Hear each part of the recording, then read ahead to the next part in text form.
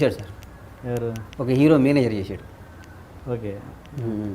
ఎట్లా ఎట్లా ఇక మోసం చేశాడు అంతే, మోసపోయాను. చెప్పండి, ఫ్రాంక్లీ చెప్తా అన్నారు. మళ్ళీ ఫ్రాంక్లీ అంటే ఇక మోసం చేశాడు అంతే. మోసం అంటే మోసం చేశాడు, ఫ్రాంక్లీగా చెప్తున్నా.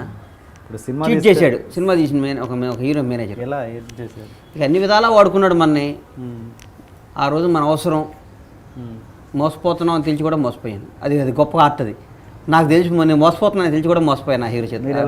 తెలిసి మోసం చేస్తున్నా అన్నట్టు నేను ఇప్పుడు రవితేజని తెలిసి మోసం చేసా చూడండి. అలాగే రవితేజ అనేవాడిని పాపం, రవితేజ అనేవాడిని చెప్పండి.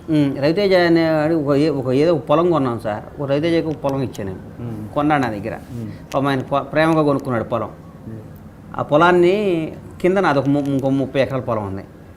30 ఎకరాలు అమ్మాలంటే 25 ఎకరాలు ఇస్తేనే అమ్ముతా అన్నాడు. ఓకే. 30 నాది 40 ఉంది. అప్పుడు రవితేజ దగ్గర పోయి అబద్ధం చెప్పి, అన్న నీదేదో గవర్నమెంట్ వాళ్ళు అక్విజిషన్ చేస్తున్నారు, అమ్మేద్దామని. నమ్మాడు పాపం. నమ్మి ఇచ్చాడు. చాలా బాధపడ్డారు అసలు పాపం. వీడు చాలా మంచివాడే, రవితేజ సినిమా తీసి 5 కోట్ల డబ్బులు మిగిలినాయి మనకి, అయినా మోసం చేస్తున్నానే అని ఫీల్ అయ్యా.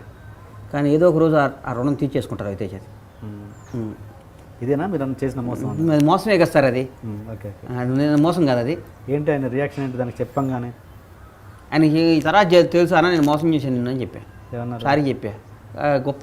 గొప్పవాడు కాబట్టి నాకు తెలుసురా అన్నాడు అంతే.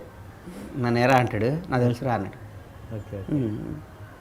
మొత్తానికి ఏంటి మోసం అని చెప్పన్నారు, చెప్పేశారు. చెప్పారంటే రవితేజ పాపం నిజాయితీ